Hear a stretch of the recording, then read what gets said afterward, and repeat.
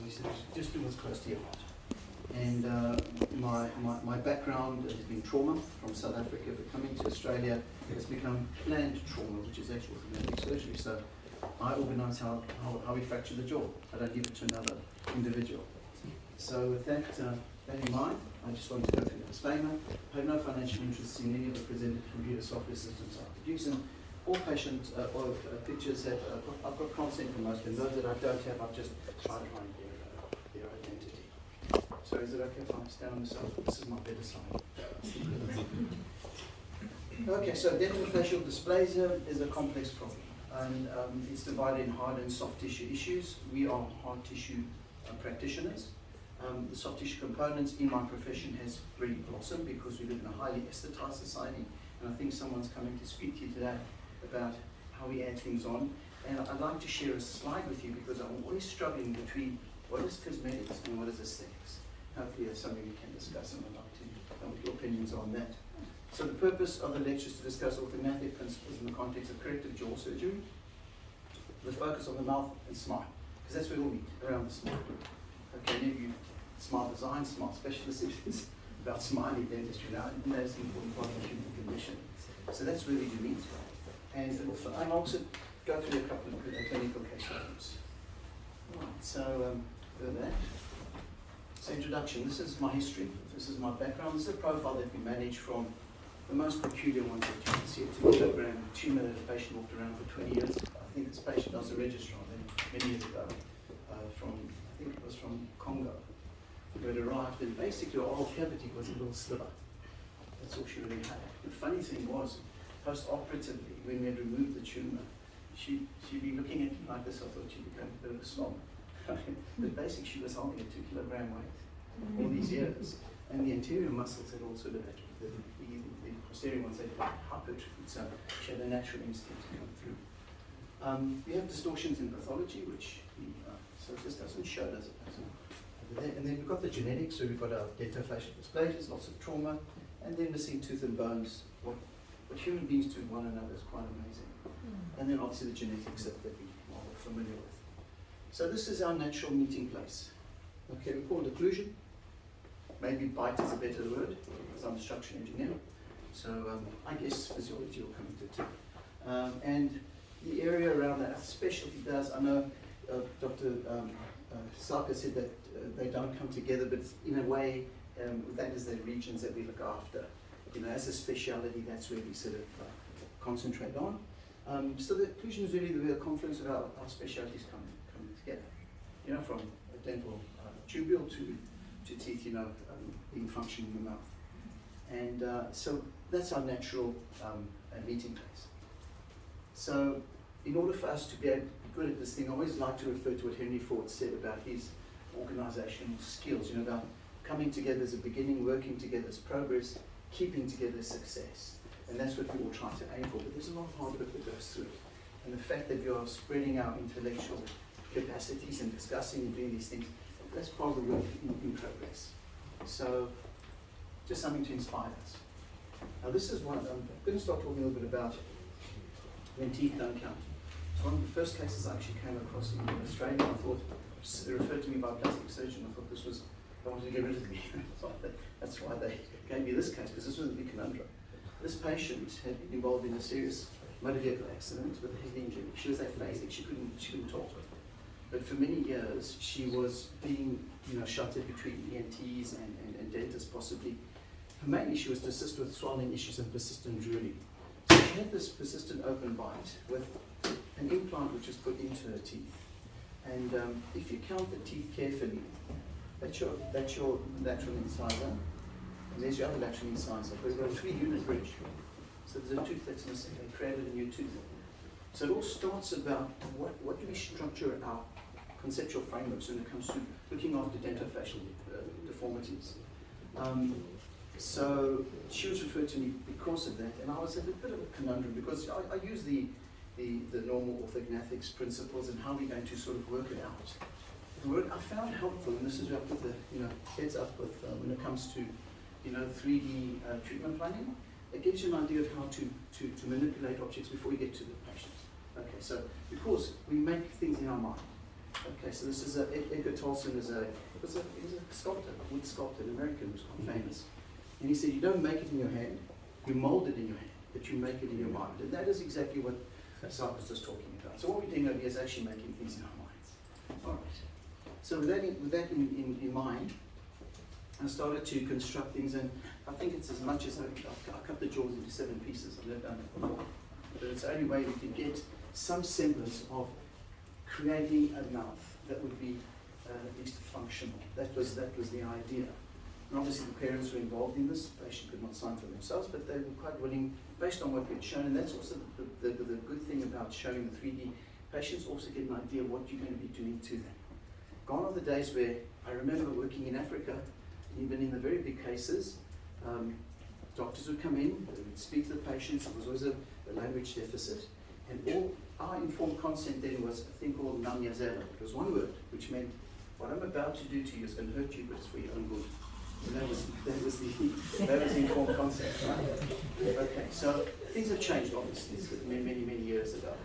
So with that in mind, and then the model surgery, having the tools that you're going to be trained in so you can get the result that you want, and then you transfer that to the surgical template. And this is without orthodontics. This is our lady pre-op, as we can see. I took up one of the implants and I converted it now to a 2-unit, which was better, obviously. But you can see the face has changed dramatically. Now, one thing that struck me the most, you can see the pupils are unequal because of the head injury, right? But she's smiling there. She never smiled when she came and saw me all the time. And one thing that she always did, she used to rub her, I don't know why she was doing that. I thought maybe it was numbness or feeling. But it was like, in my mind, now I realize now, it was like trying to say, this is not me. And I'll show you an interesting picture, which sort of, going retrospectively. But as you can see, lots of plates and screws. IMF, right? And I can construct the face. Okay. So this is from post of 5 months. There was no orthodontics involved. Something we could have considered. I think I was lucky. And I'm sure if Tsikaris did all the strain tests, there'd be a few things that would be out of place. But it was adequate for her to stop drooling and she could function, which is important. And this is a picture, she was 19 years old, she was 26 when she got injured. And if you look at that progression, that's a lot more similar. I know the soft tissues are more. But this was where she could identify herself. That's what I thought had happened. She could see that relationship, post-operatively. It's amazing what the mind does. People do get acclimatized. But this comes to the point of our perceptions, the psychosocial aspects to cosmetics and aesthetics. And that's why we have a business. Because people value that. Human beings value that. And you play a very big role in helping. And learning how to do it properly is both good for your patients, good for you. Yeah. This is just, I had to put something prosthodontically inside this case. This is a genetically missing teeth. I think it's Hudson. I don't have the final ones. Oh, I've got the video. I've got the whole case for you. Sorry. Tsikaris went to say, well, what can we do with that? So I said, well, she had very thin bone to start off with, but she had bone from the calvarium. So we hunted for bone, right? So we took some bone from the calvarium. You can see how the atrophy is in the regions of interest. And by getting the calvarial bone out, we managed to create a structure so Dr. Tsikaris can now then construct a bite. And you can go from, from something which is very atrophic to something which will give you fun. We foundational specialists. So that's how he makes it a facial surgeon. So now we're going to come to occlusion. Okay. This is occlusion is the structural, and I've got functional. Let's he just disappeared. I thought I didn't have functional. It's the structural and functional contact point of the teeth when they come together in the act of mastication. I think that sort of covers the definition. It is a precise fit whose positioning in space defines the soft tissue and skeletal structures of the face and upper neck structures too. Consequently, it has a unique aesthetic and functional place in the general well-being of the individual. All right, so that is why it's such an important part of what we do. It is not vanity. It is so essential to us and our species. So we know that occlusions come in different shapes and sizes, as Dr. Mahoney will discuss with you. And we have the disturbances of occlusion. This is a heavy facial microsomia patient. This is a post-traumatic one, so therefore the functional and aesthetic components are being rearranged in there. That's a trauma case. A lady had fallen on a boulder falling. So you can see this is the area that we do work in, and how do we normalize those components. I came across a smile arch algorithm. I don't know if I have a case for you just in case you decide. so what the aesthetic ideal means, it's got a few little prerequisites, okay, of how we get that. And I'm not going to go too much into it because I'm sure that Tsikaris will cover all these things in his lectures.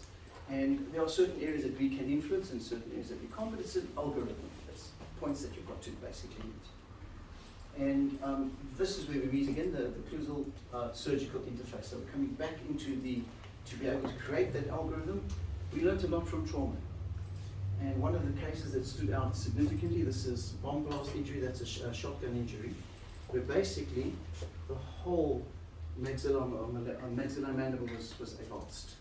So now I was sitting there, I remember the plastic surgeon, because he was coming to the soft tissue row, and I had nothing to hold these jaws together, nothing at all, until I found a big wire. It's called a K wire, which you used in those days for fractures of the long bones.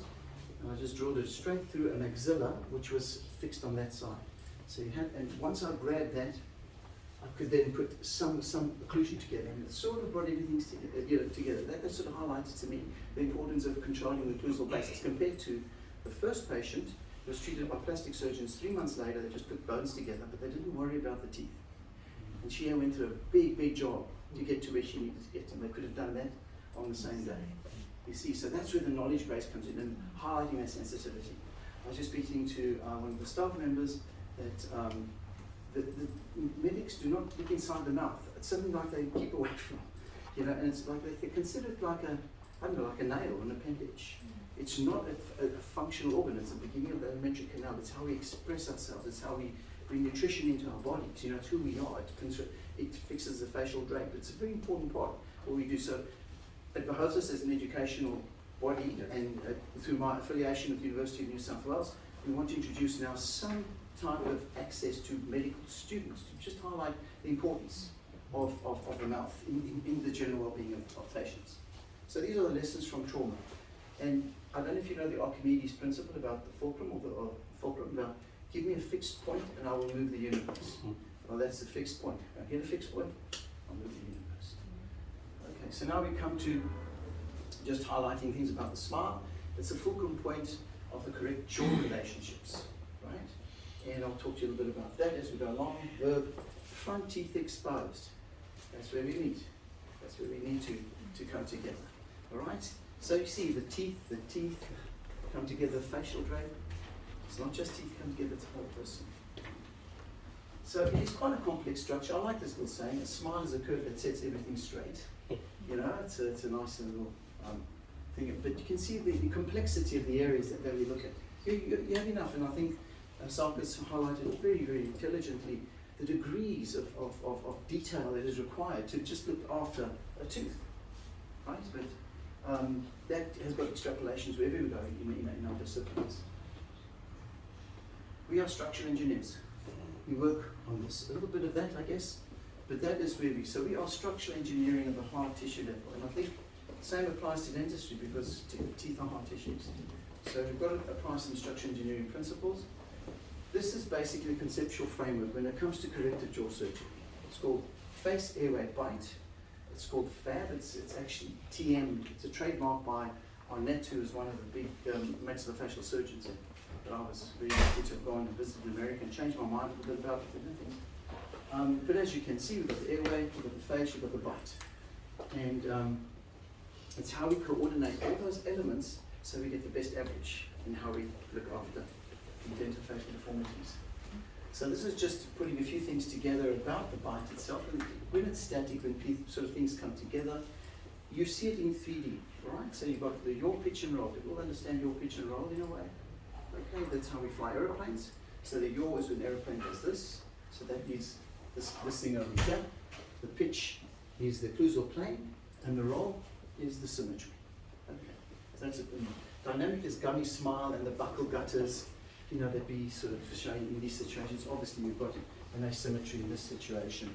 But you're looking at the three elements that contributes to this type of smiling dentofacial dysplasias. It's anatomical, form, aesthetics, physiological dysfunction. And then I guess when it comes to TMJ, having a better occlusal table is more protective. It won't cure it, but it's more protective. And then the psychosocial considerations. This is the regions of our concern. We look at laterals, we look at frontals, we look at our airways, and we look at our TMJ. They all come together around the smile. Okay? All these structures folding along those areas, and we address those three components which are important. This is another algorithm that we use, and by and large, things have changed a bit, but on average, it is a teamwork, and multidisciplinary is the key word over here, where we go from this to that. Lots of orthodontics, a few weeks with surgeons, then back to orthodontics. And usually to break the ice when I see my patients, because when they come to surgery, they don't want to be there. You know, it's just wrong, and who wants to go to surgery, right? I tell them that with your orthodontist, you're going to have a relationship. With your surgeon, you have an affair. 2/3 down the line, I'll give you back to your orthodontist. And that, because it gets exciting when we're out on time. Okay? So, and we address the elements that we've spoken of, and again, function and aesthetics, how things sort of come together. So remember the algorithm that we had before, where does corrective jaw surgery contribute in the situations? We can change the width. We have Bolton's discrepancies. Many a times, people come in, they're quite close to arch, and the orthodontist also like to widen the arch for me. The problem is that it's dentally unstable. The moment you take your braces off, you can have, as long as they keep the retainers will stay, but the moment there's no contact, these things pop back in, and you get a post-operative open right. So we can control those elements for them in the beginning. That's all the analysis comes into it.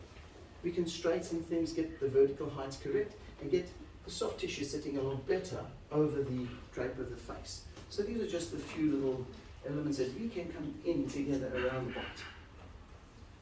So the tools of the trade are cephalometrics. Did you guys do cephalometrics?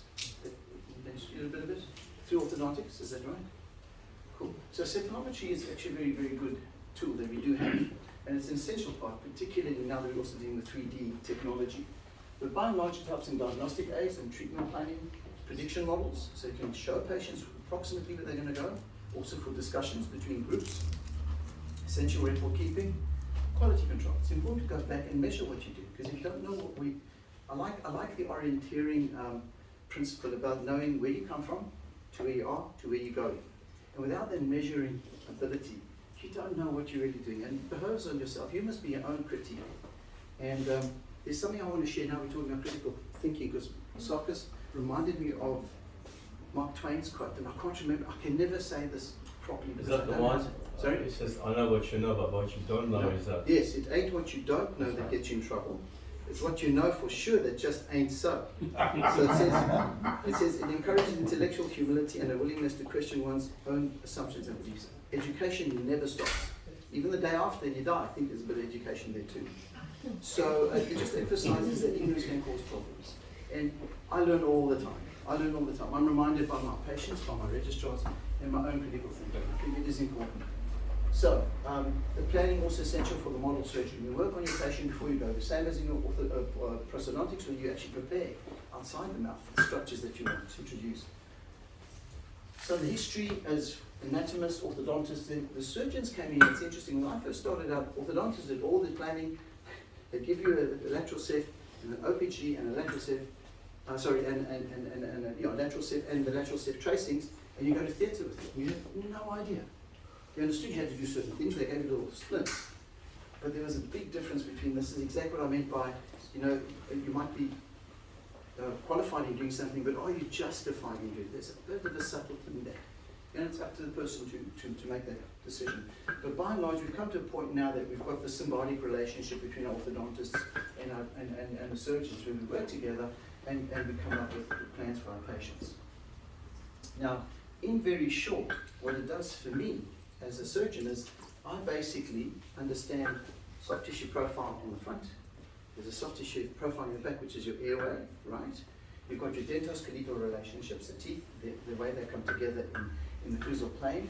And I can also design osteotomy cuts, so I can plan these things. So it's a very useful thing to have. I basically use this to explain to my registrars why we still do it, because a lot of the time now they just go to the engineer, and the engineer does it all for them.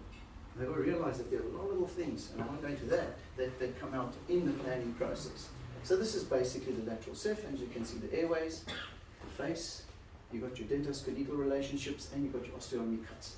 And you create a module that now you can play around with so that you can come up with a plan. So basically, go back to the central picture. It's like this, what they call it, the wheel of the ship wheel. I don't know if there's another name for it. If you want to move this big ship around, right? Around everything, it's a position of the incisors. That's it. So we spoke about, the smile, and you've got to see the teeth in front. So it's around that area you design everything. Okay. So moving the wheel in a specific way. Just an example of how the cephalometry helps. It gives us an idea of a diagnosis, and then we through that we can actually construct a design. I can test if I want to do a single jaw, if I want to do a double jaw, and based on those things I can see that, for example, if I just do a single jaw, they're still going to be vertically excess. So the tooth show is going to be too much for them, right? And based on that, patients do go to theatre. This is just showing you that when you take the model surgery, not as great, and this is just the result of all our planning, lots of little plates and screws, but by and large, this is the patient 10 years down the line, the result is still maybe a bit stable. And that's what you want. Remember, we spoke about airways, we spoke about stability, we spoke about aesthetics, all these things come together so you can get the result actually. But it needs a lot of planning. Now we've moved away a little bit from this because now we've got our virtual model surgery. Okay, so now this is a space that we work with our engineers. And this little thing again, Edgar Tolson, you don't make it in your hand, you mold in your hand, you make it in your mind. So, apologies. Right, so now we come to, this is just a case that we're going to go through very quickly. What dentoskeletal condition do we have over here? Right, so that's something we drilled in. And I remember my old professor, Ranek, who was my mentor, used to say, when he started orthodontic surgery, he says he sits in the church and he watches people come in and he diagnoses them as they come through the door. There's one way to do it. Okay, so here we are. As we said, we've got lots of analyses. This is the FAB analysis, face, airway, bite, by Arnett. Always run your problem lists. Whatever you're doing, as a dentist, you've got to have a diagnosis. You've got to know where you're starting from. Remember, to know where you are, to know where you're going to go. So, where we've come from, normal limits. These are just different analyses that are done on 2D modules now, which is very helpful rather than on the lateral cephs. And with that, then you can also design the treatment plan that can follow. So this is something that you do, the surgical treatment objective. Now, as you can see, there are lots of little numbers in that area.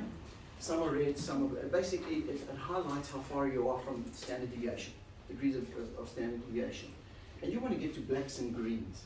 But the thing is, if I get a black at one spot and I get a red somewhere else, which is critical like an airway, what's the point? So that's why I try and teach that the objective is the art of the best average. I've got to be able to get a good face, a good bite, and a good airway. If one of those is compromised to the point where it's pathological, I haven't done it much. I remember I had a big discussion when I first started out with a professor of mine who was actually periodontist, who was a consultant for an insurance company, and he refused to approve a plan for an orthodontics case because his peer, it's cosmetic. I cannot approve it. I say, Prof, you tell me how to put this jaw together in a class 1 position in an anesthetic manner, and I'll do it for you. Couldn't answer the question because in the past we used to do a lot, just BSSOs because that's all they knew how to do. So all that happened is you get the teeth together, you get a nice profile, maybe a short chin code length, but an airway shift. So you haven't treated that whole plan, and we learned by trial and error. The lady had a double chin after that. Yes, exactly. Yes, exactly, and it doesn't look that great. So you see, so these are the issues that we sort of have to highlight. But this gives you an idea of what the best average is. Okay, and with that, patient will go to theatre. Now we do 3D modules. I don't work with photos. I know it's good to work inside the mouth. I don't do the outside. I know a lot of people put models on and show. I'm a little worried because the medico-legal environment that we work, you don't know where that's going to go because you don't exactly end up where you want to end up. Using masks are less personal. Patients can see the changes. Like we explained, that's sort of the estimates changes that we're going to get. With that, we do our planning, and I do my planning and I give it to my engineers. I don't give my engineers to plan, give it back to me and then go. That for me is a cop-out. You've got to own the case. You owe that to the patient. So with that, this is what we get. We get our custom plates, we get our surgical guides, we get all the information that we need. This is the patient 3 months post-op. I use natural head position. Other people use frank horizontal. That's a whole discussion on its own. But by and large, you can see it's not too far from what we estimated. But it's not exactly that. So the class 3s become more a normalized ratio. The mum was worried that we destroyed his dimple. Just like a concern here. She said, don't worry, this dimple's only staying. So you can see how we've corrected the face, the airway and the bite. And this is our before, our estimated changes, and you can see the changes are very similar to what we got post-operatively. So there's a predictive element inside it. We have got control over our result, as we would in prosthodontics. I think, Tsikaris, when I was still a student, one thing that turned me away from prosthodontics was I always had a fight with my I didn't fight, I'm not a fighter, with the technicians. I'd accept what they said, and then I'd look at the result, I wasn't happy. You know, it was not what I predicted. She'd get to me and say, no, it's not I'm not going to fight these guys, I'll be kind of next surgeon. Anyway. I don't fight my technicians anymore. Tell them what to do. So this is our gentleman over here, and thanks to Steve, who's one of my orthodontists. Yeah, so that's him over there. I think he still wants. You like Steve Matos? Yeah, that's right. Yes. He still likes his I know. quality, you know. He's the guru of linguals. Yeah, that's right. That's correct. They're all gold too, aren't they? They're gold. Yeah. And yeah, so he still likes his goatee, and that's fine. So basically we address those issues for the person. So with that, I'll just go through some case presentations. Please interrupt me if something pops into your mind. Very happy to have a discussion. But we're going to look at the case presentation will highlight the orthognathic correction, improving dentofacial aesthetics. Okay. Now, this is an interesting case because this was treated camouflage. I've got a nice little photo of camouflage. I've got a very good camouflage. Everything about the soldier is exactly correct. And you've got some camouflage with very bright green in a very dull environment. It doesn't look that great. Right, that's not camouflage. So sometimes camouflage can be a problem.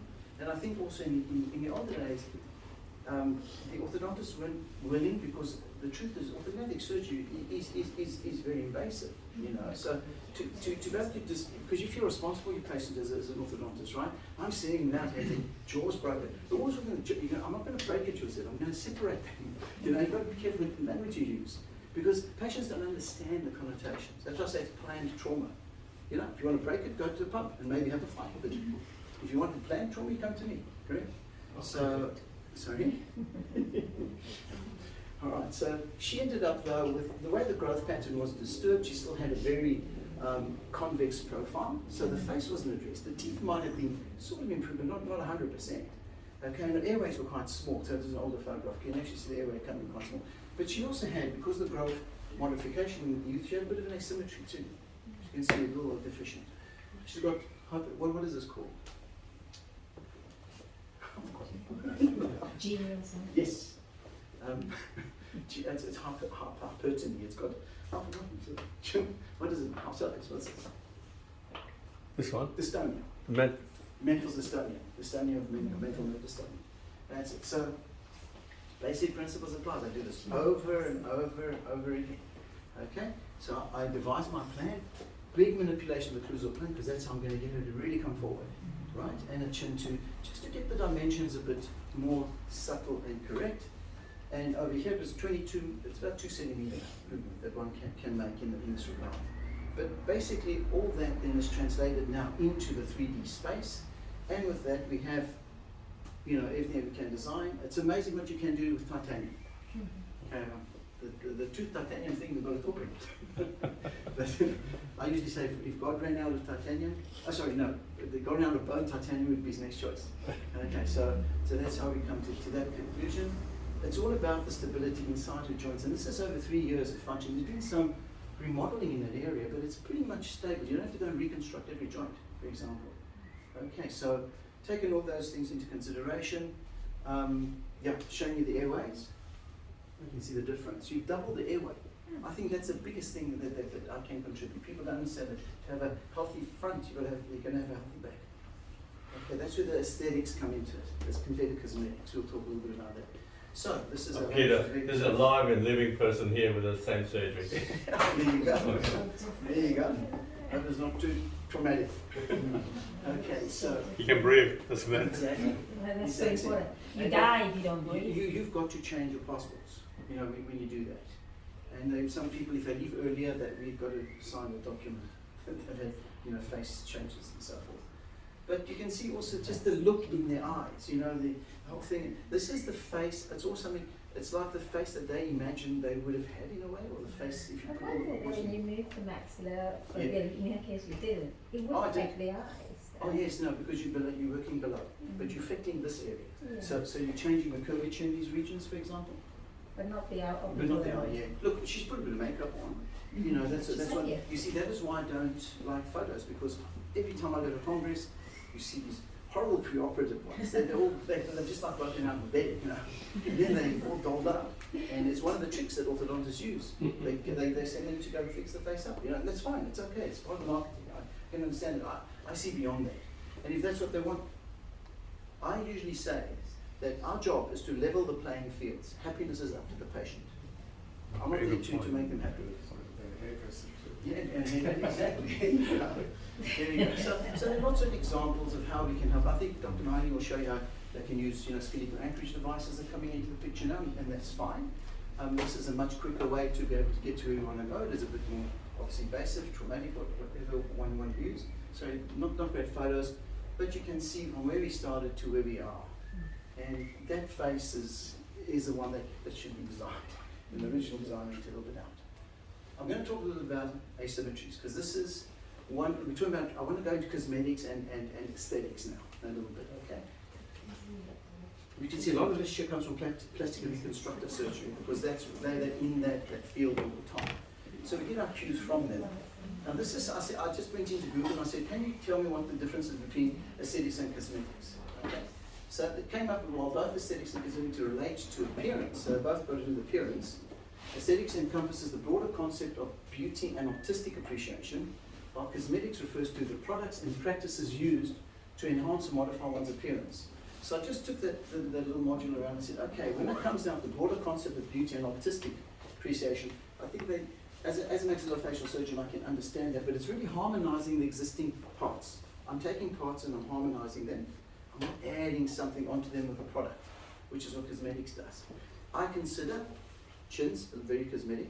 An interesting byproduct. The chin is the only entity in mammals that is on human beings. There's no other mammal that's got a chin. And Reinecker was my mentor. He had this theory that basically we've been sucked in. That's why we've got orthodontists now. We've been sucked in because of our diets. The chin has remained as the frame. So, and it's become an interesting one because it's become part of our aesthetic appraisal. It's amazing how humanity has sort of adjusted to these evolutionary changes. But by and large, I tell the patients clearly, I'm not a cosmetic surgeon. You want them to go down to plastic surgery. The mindset I need for them to change. I'm there to look at the health, the function, but because I'm changing the parts, I want to make them aesthetically balanced. Okay? And also there's another trick. If I go around saying I'm a cosmetic surgeon, my insurance is going to go through the roof. So there's also a logistical reason for that. But I can at least justify it. That's the important part, scientifically.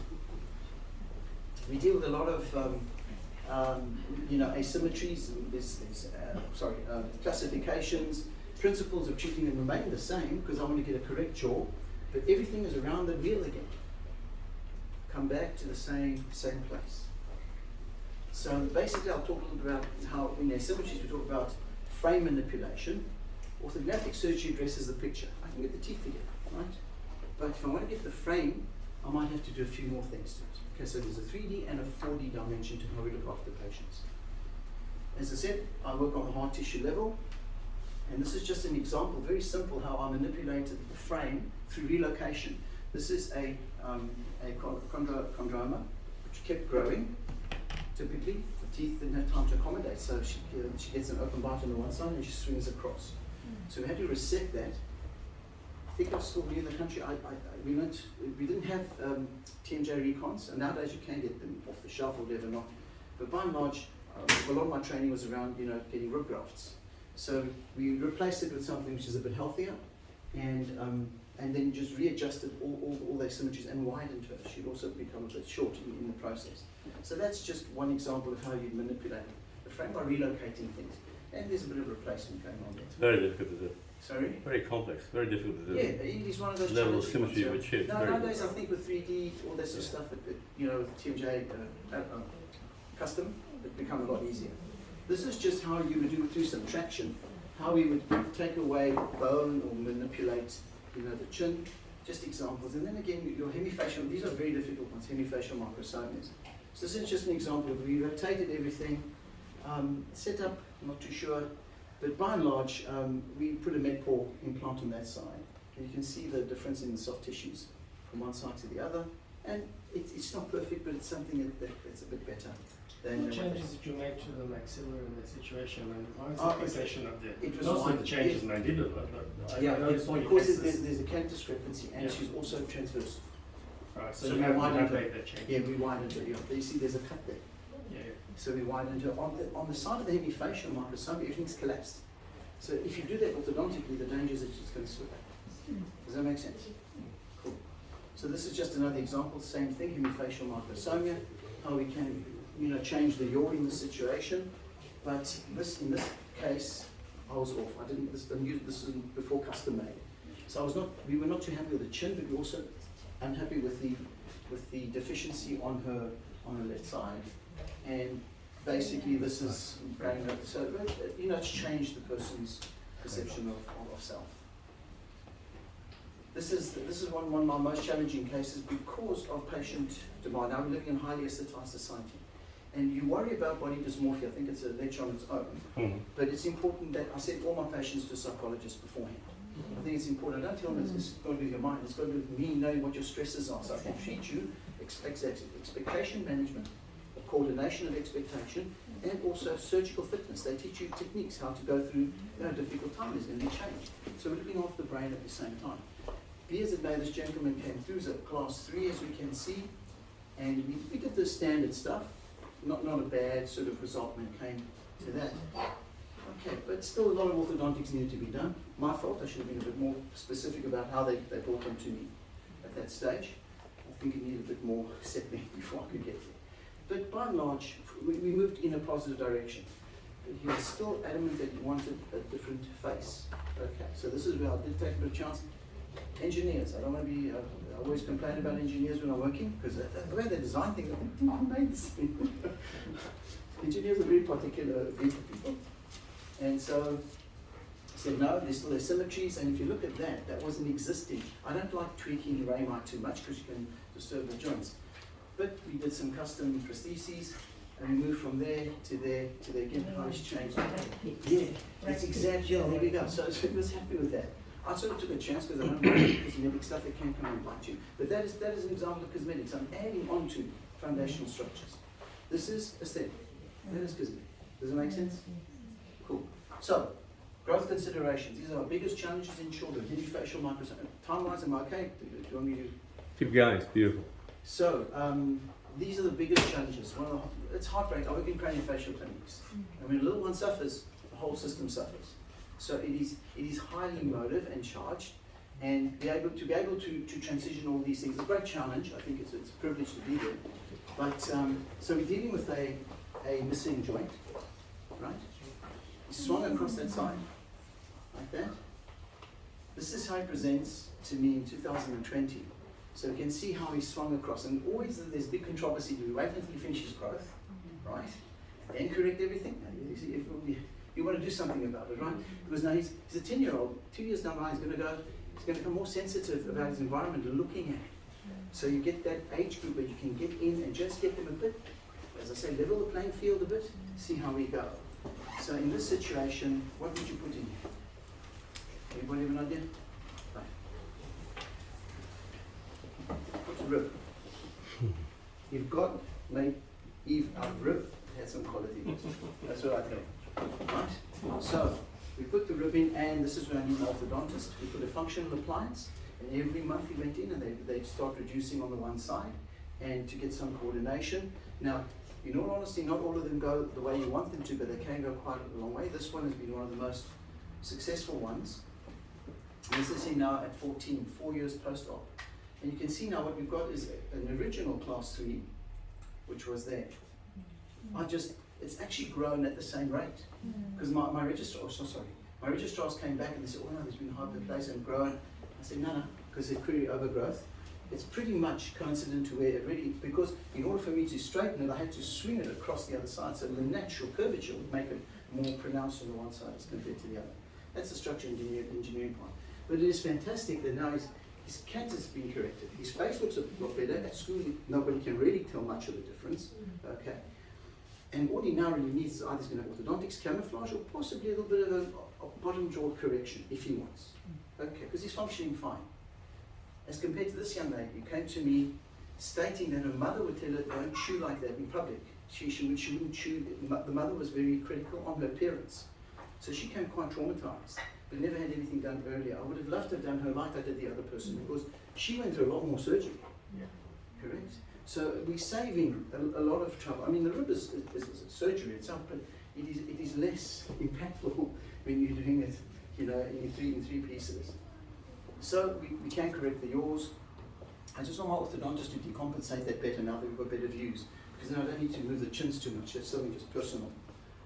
So that's basically showing all those things. Summary of points around we can help as maxillofacial surgeons around the smile in those areas that we have highlighted. And we're looking at improving aesthetics through anatomical relationships, aesthetic, not cosmetic, you can add cosmetic if you want, physiological function, right, it's got function in it too, and psychosocial considerations. She was very kind enough to give us these photographs, and improving aesthetics, and this is where I say that we just level the playing field, happiness is up to the patients. So you really go a long way, and that's the patient deserves from this. Okay, she's quite cute, so that's going to be a model. Alright, so conclusion. It constitutes orthodontic surgery as structural engineering of the dental facial scapular complex in association and in symbiotic collaboration of the different dental and surgical specialities, because this is all about the multidisciplinary thing, and this is what the school is offering. Psychosocial, we've spoken about the considerations, and it all starts with the principles: comprehensive diagnosis, correct technique, lifelong learning, and multidisciplinary care. Thank you. I just want to acknowledge people, I mean all of us, our wives, our spouses, our family. I don't do this alone. A lot of people, you also talk to a lot of people, and we've got to recognize them, teachers, colleagues, how we work together. And I just want to give a shout out to my professor, because I was a roaming Greek, I used to call him many years ago. He took me out of the wilderness and gave me a profession. Yeah. And I always quote Alexander the Great. I owe my life to my parents, but the quality of my life to my teachers. And I'm sure we all appreciate that as we go along. Thank you. And this comes from University of Sydney. University of New South Wales. Corde Mind and Mente by heart, hand, and mind. Or knowledge by heart, hand, and mind. Something to be Good luck to you.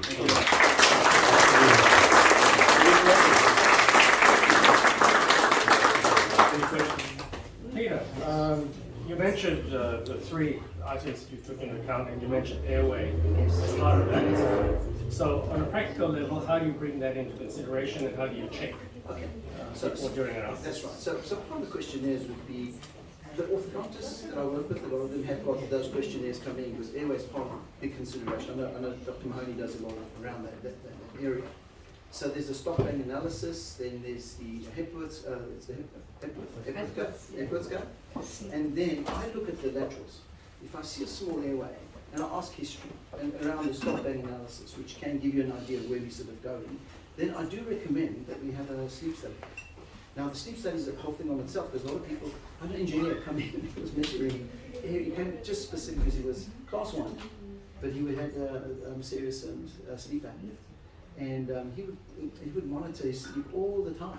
I told him, don't do that, because some snoring does come back. The truth is that, and there's a 5% chance you can. But it's also got to do with the position of the hyoid. The hyoid bone, yeah, but that's exactly what you bring forward. When you bring the jaws forward. No, but it's the up and down. Oh, the up and down. But you're slinging it because of the the digastrics. Yeah. When you bring this part forward, and we do little tricks where we actually do propel osteotomies. If I don't want to move a chin, I can actually take the block out with the tubercles, and I bring it across, take off the buccal plate and swing it around, so the lingual plate becomes the buccal plate, and you gain about 5 to 6 millimeters at least, and that puts tension on you. And so yeah, a hyoid bone is important, and if you want to study, you can see the differences in the hyoid levels. In fact, one of the areas we look at is like you mentioned, you measure the distance between the hyoids. Is it pedicels? analysis, I'm not sure. But one of the analyses there. Oh, you can. But I think patient history, very important. Yeah. And it's a big thing. Nowadays, unfortunately, sleep apnea is a big thing. Yeah. I think our jaws are just not that full. Yes, that's it. And that's right. Little kids, and they're good chewing food. None of these McDonald's. They don't eat. No, they don't eat, exactly. Yeah, and carrots, you know, just get them working, those jaws. And it's amazing how atrophy happens, you know, because we've got these little ones that come clear of burns with ankylosing. Because they're not functioning, and they're all peg fed and stuff. If you don't use it, you lose it naturally. Oh, you never had it in the first place. That's right. Thank you, Peter.